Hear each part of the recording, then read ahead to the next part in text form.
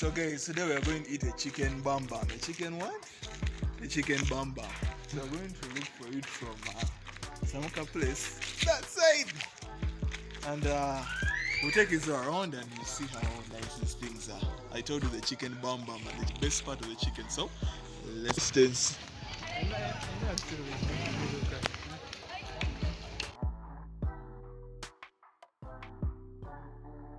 So guys, the chicken bam bams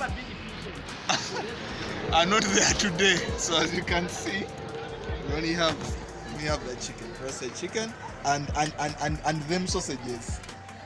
So what we are going to do, we are not going to fail. We are going to order for sausages. So buy your sausage. So we have got some sausages.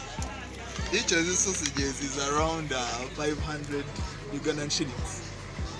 So this is how it looks like. Shiny.